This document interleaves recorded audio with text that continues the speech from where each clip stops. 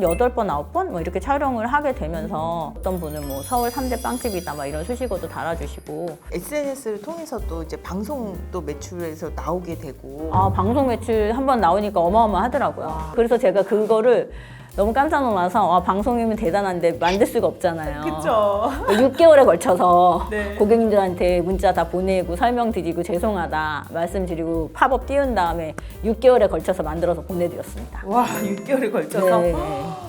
안녕하세요. 브랜딩포유 대표 장희지입니다. 만나서 너무나 반갑습니다. 오늘은 또 너무나 멋진 여성분을 모셨어요. 타르데마를 운영하고 계신 이희주 대표님을 소개시켜 드리고자 합니다.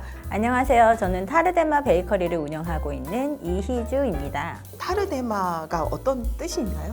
네, 타르데마는 히브리어로 깊은 잠, 황홀하다 이런 뜻이거든요. 그래서 저는 황홀하게 맛있는 빵 이렇게 좀 확대 해석을 해서 좀 매력적이고 황홀한 빵을 만들고 싶어서 타르데마 베이커리라고 이름 짓게 됐습니다. 와, 너무 이름도 벌써 너무 멋진데 지점도 여러 개 있는 걸로 알고 있고 온라인으로도 전국적으로 판매를 하고 있는 걸로 알고 있는데 지점 몇 개 어느 지점이 있나요? 저는 이제 집이 강서구에서 계속 거주를 해서 네. 강서구 지역을 잘 알고 있어서 강서구 그런지 사시는 분들 좋겠네요. 네, 그래서 강서구에 무장산 지점 하나 있고 그다음에 방화 쪽에 하나 있고 등촌점 이렇게 해서 3개의 지역을 운영을 하고 있고요. 지금은 전국적으로 소금빵이 많이 유행이기도 하지만 좀 소금빵이 많이 유명하고요. 뭐 식사 대용으로 드실 수 있는 식빵이라던가 베이글 이런 빵들이 많이 유명한 편이에요. 그래서 뭐 방송에도 많이 소개됐고 이영자 빵집, 뭐 서민가쁘 빵집 이렇게 많이들 알고 계십니다. 전국적으로 좀 대상으로 또 온라인으로 판매를 해서 다양한 고객군이 좀 있는데 팬층이 되게 두터운 것 같아요. 네, 제가 이제 베이커리 운영한 지 8년 정도 됐는데 8년 동안 이제 초창기부터 계속해서 저희를 단골로 이렇게 인식해 주시고 와주시는 고객님들이 계셔서 그러니까 저희는 이분들을 타대님이라고 부르거든요. 타대님. 네네. 그래서 이렇게 계속 저희를 좋아해 주시는 분들이 이렇게 돈독하게 유지가 되고 있습니다. 제가 이제 희주 대표님을 조금 알잖아요. 네, 희주 대표님이 지금 베이커리 시장을 또 이렇게 꽉 잡고 계시지만 20대에는 또 다른 계통의 사업을 하셨잖아요. 네네. 쇼핑몰 이쪽 분야에서 거의 한 획을 그을 정도로 어마어마한 성과를 내셨던데 그 이야기 좀 해주세요. 어마어마한 성과라기보다는 그러니까 2002년도 한참 월드컵이 엄청 그렇게 우리나라를 다 이렇게 강타할 시즌에 저는 쇼핑몰을 처음에 오픈을 했어요. 네. 그때 대한민국에는 쇼핑몰이 거의 없던 시절이었거든요. 네. 그래서 지금 기억하실지 모르겠지만 야후코리아라고 있었거든요. 그쵸. 네, 저는 지금 사라졌네요. 기억이 나네요. 네. 그건 이제 나이가 들통나는 건데 그 시절에 제가 이제 20대 그때였거든요. 그때 네. 야후코리아를 시작으로 해가지고 그 안에서 쇼핑몰을 처음 오픈을 해서 한 14년 정도 이렇게 운영을 했었습니다. 14년. 네네. 직원은 한 100명 정도 됐었고 그때 당시 매출액이 한 300억 연매출. 300억. 진짜 엄청난 기업을 운영을 하신 거네요. 네, 그때 당시에는 괜찮게 운영을 했었던 것 같아요. 네. 직원 100명이면 상상이 안 가요. 거의 옷을 또 배송을 하고 네. 막 해야 되고 또 제작도 있고 디자인 파트도 있고 촬영 파트도 있고 사입 파트도 있고 웹 파트도 있고 뭐 CS 파트 하다 보니까 어느덧 100명이 되어 있더라고요. 그러면 약간 대표님한테는 그런 노하우가 있을 것 같아요. 이제 이런 시스템을 구축하는 데 있어서 인력을 어떻게 구성을 해야 되고 그 인력을 어떻게 돌려야 되고 어떻게 성과를 내는지 그게 되게 사업할 때 중요한 요소가 되겠네요. 네, 맞아요. 지금도 그렇고 이제 사업하시는 분들은 언제나 인력 구성, 조직에 관한 이런 거를 짜는 게 가장 숙제라고 생각을 하는데 저도 지금 베이커리를 운영한 지 8년 차가 되고 있고 이 안에서도 예전보다는 규모가 작지만 그래도 인원은 계속해서 또 인력이 들어가는 부분이어서 저도 항상 민감하게 그쪽을 신경을 쓰고 있거든요. 갑자기 이건 또 궁금한데 베이커리를 이제 작게 처음에 진짜 거의 무일푼으로 시작을 작게 했잖아요. 근데 지금 엄청나게 또 규모가 커지고 있는 상태인 것 같은데 처음에 시작할 때는 어떻게 시작을 했어요? 이게 인력이 있었나요? 아니, 없었죠. 그러면 대표님과 뭐 식구 제 동생분? 남자 동생 네. 그리고 남편 이렇게 남편. 세 명이서 밤 새서 밤을 새서 빵을 만들면서 와, 이렇게 시작을 그러면 하게 됐습니다. 사람을 쓸 때 그 쓰는 기간은 어느 정도로 보셨어요? 한 3년 차까지는 제가 밤을 새서 네. 빵을 만들었어요. 그럼 그때는 조직이 없었어요? 네, 왜냐하면 제가 완전 마이너스 바닥에서 시작을 했기 때문에 8평에서 빵도 만들고 판매도 하고 다 했거든요. 너무 좁으니까 사람을 쓸 수가 없는 거예요. 그리고 워낙에 마이너스에서 시작을 하다 보니까 제가 돈도 없었고 어머니가 대출도 받아주셔가지고 3천만 원? 네. 뭐 이런 걸 빌려가지고 카드 할부 최대로 해가지고 그런 장비들 다 세팅을 하고 그러니까 네. 이런 거 다 또 대출 상환하면서 해야 됐기 때문에 처음에는 인력을 쓸 수가 있는 구조가 아니었어요. 그래서 저희가 이제 공장을 그 다음에 30평 규모로 좀 네. 확대를 하면서 그때 이제 인원 세팅을 하게 됐죠.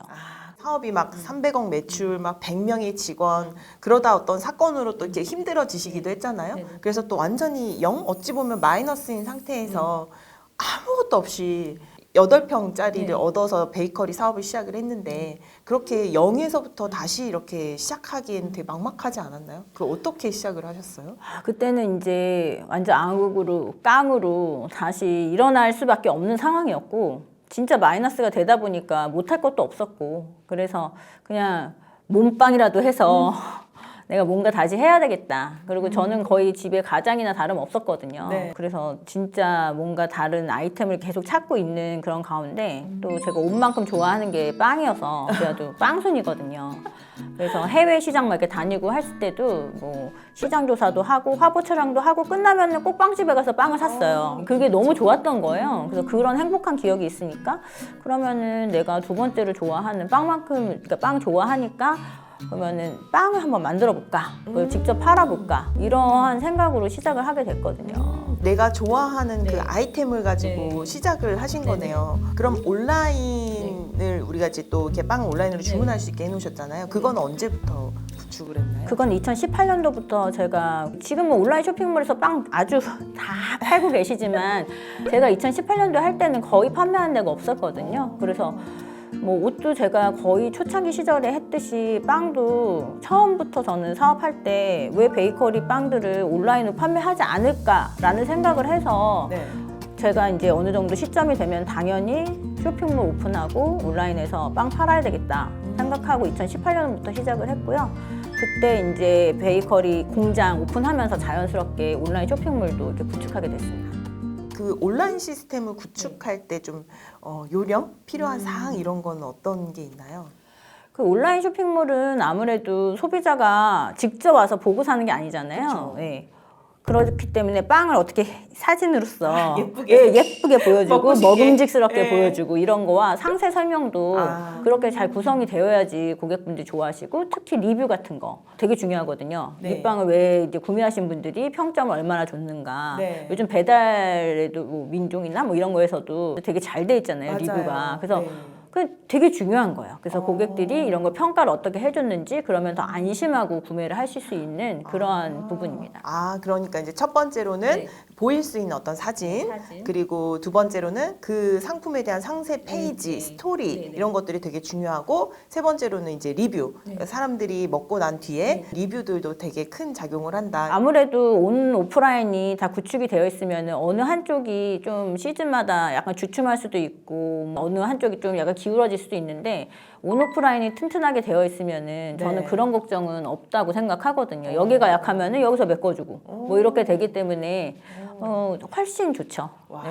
그럼 이 좀 지금까지도 이야기를 해주시긴 했지만 보시는 분들께 타르데마 베이커리의 뭔가 스토리를 쭉 한번 말씀을 해주세요. 저는 이제 원래는 의류를 전공했기 때문에 해외 시장 조사를 많이 다닐 수밖에 없는 직업이었어요. 그래서 해외 다닐 때마다 유럽에 있는 빵들, 일본에 가면 일본에 있는 빵집 많이 돌아다니면서 먹어보고 너무 맛있고 너무 좋아했던 거예요. 그때 2016년도에 제가 베이커리 시작했는데 그때 당시에는 한국에 베이커리 시장이 프랜차이즈 두 곳만 존재하고 거기에 다 전 시장을 장악했었고 한국에는 그렇게 동네 빵집이 많지도 않았던 때였어요. 그래서 그때 이런 시장들을 보면서 아, 동네 빵집 왜 이럴 수밖에 없을까. 그리고 유통기한도 언제 만들었는지 모르고 이게 과연 신선한 빵일까. 항상 세일하고 있는 저 코너는 뭘까. 이런 의구심이 계속 들었거든요. 그래서 뭔가 빵집도 좀 트렌디하게 만들어보고 싶었고 정말 신선하고 좋은 재료로 매일매일 당일 생산되는 빵들, 믿을 수 있는 빵들을 만들어보고 싶었다.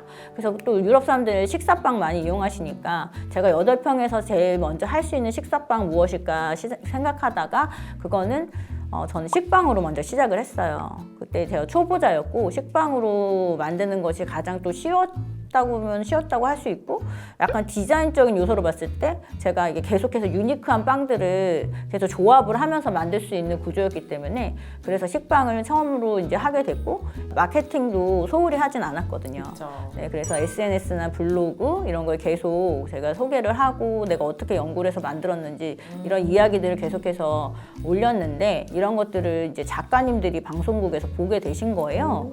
그래서 섭외 전화가 한번 SBS 생방송 투데이 한번 오게 되더니 뭐 이영자님도 오시고 김숙님 뭐 되게 유명하신 연예인들도 다 오게 되셨고 그리고 뭐 서민 갑부빵이나 뭐 김영철의 동네 한 바퀴 이런 데도 다 나오게 된 것 같고 섭외를 할 때마다 돈을 내면서 촬영을 한다 하더라고요. 그러니까 저는 그런 거는 한 번도 없었고 네. 그냥 다 연락이 순수하게 오셔가지고 한 8번, 9번 뭐 이렇게 촬영을 하게 되면서 전국적으로 뭐 유명한 빵집이 되고 어떤 분은 뭐 서울 3대 빵집이다 막 이런 수식어도 달아주시고 그렇게 해서 많이 알려지게 된 것 같습니다. 와, 그 SNS를 통해서 또 이제 방송도 매출에서 나오게 되고. 아, 방송 매출 한번 나오니까 어마어마하더라고요. 와. 맨 처음에 방송에 나왔을 때는 쇼핑몰이 구축되어 있지 않았을 때 방송이 맨 처음에 네. 나오게 됐어요. 네. 그 다음에는 서민갑부에 나왔을 때는 제가 이제 쇼핑몰 구축을 해놓은 상태였거든요. 그때 방송을 한번 딱 차니까 매출이 이틀 사이에 3억? 2억? 뭐 이렇게 나왔어요. 갑자기 확. 근데 그래서 제가 그거를 너무 깜짝 놀라서 방송이면 대단한데 만들 수가 없잖아요. 그쵸. 6개월에 걸쳐서 네. 고객님들한테 문자 다 보내고 설명드리고 죄송하다 말씀드리고 팝업 띄운 다음에 6개월에 걸쳐서 만들어서 보내드렸습니다. 와, 6개월에 걸쳐서. 네. 와. 근데 어찌 보면 베이커리 뭐 베이킹 전공자는 아니잖아요. 네네. 근데 이제 전공자가 아닌데 어쨌거나 빵을 계속 우리가 제조를 하고 만들려면 그에 대한 공부도 하고 연구도 해야 되는데 네. 그 부분은 어떻게 채우시나요? 저는 본질은 진짜 중요하다 생각하거든요. 당연히 빵을 만들려면 빵에 대한 본질에 대해서 알아야 되고 제가 뭐 초보자고 너무 잘 모르고 뭐 제가 자격증이 없다고 말씀은 드렸지만 판매를 소비자한테 할 수 있는 떳떳한 상품을 만들기 위해서는 진짜 밤새서 연구한 거는 정말 당연하고요. 그래서 저는 공방 같은 거 빌려서 오픈하기 전부터 계속해서 동생이랑 남편이랑 밤새서 그걸 연구를 계속했어요.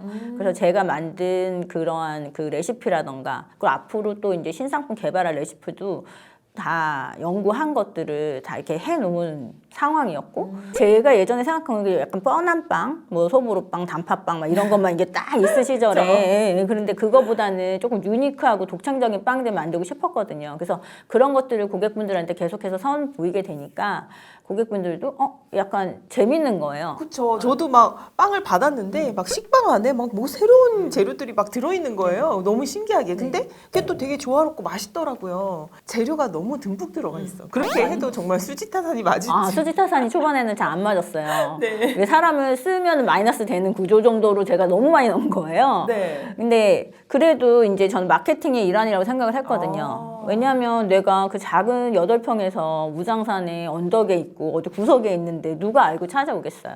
아무도 모르는데.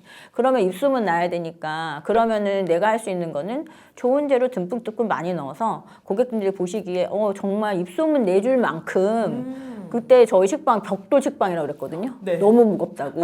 몇 개 사면 무거워서 못 들고 가겠다고 이런 정도까지 얘기가 나왔는데 그만큼 재료 많이 넣고 그리고 또 모르는 게 무섭다고 네. 저는 이제 진짜 처음 배웠으니까 책 보고 배운 대로 발효종 다 만들고 막 이렇게 해가지고 직접 그거 맨날 한 거예요. 그래서 지금도 계속 그걸 하고 있는데 재료들도 거의 다 만들고. 중에 식빵 같은 경우는 그렇게 안 하죠. 네. 발효종이나 이렇게 직접 만들지 않잖아요. 만드실 수도 있겠죠. 네. 그런데 이제 저희는 뭐 발효종 하나만 쓰는 게 아니고 기본적으로 3-4개는 들어가거든요. 뭐 탕종, 폴리시종, 그리고 뭐 발효 생지라던가 뭐 그런 천연 발효종, 르방 같은 거를 다 넣어요. 시중 제품은 사용하지 않고 그쵸. 다 직접 만들어서 사용을 하고 그런 반죽에 다 넣고 하다 보니까 소화도 잘 되고 뭐 이런 게 입소문이 많이 났더라고요. 그래서 저도 모르게 고객님들이 저 이렇게 고객님들 계속 데리고 오게 되시고 이런 것들이 많이 알려지면서 지금까지 오게 된 것 같아요. 와, 근데 지금 뭐 패션 의류는 다시 하고 싶진 않아요? 저 옷 되게 좋아하고 네. 지금도 제가 그거는 이제 제 개인적으로 좋아하는 거긴 하지만 네. 아무래도 베이커리 사업을 또 8년째 하고 있다 보니까 앞으로는 더 요식업 쪽으로 뭔가 더 제가 원하는 느낌으로 계속해서 이제 일을 진행하고 싶은 그런 꿈은 가지고 있어요. 아, 요식업 쪽에 이제 네. 또 한 획을 긋고 네. 싶다. 네. 와. 근데 이제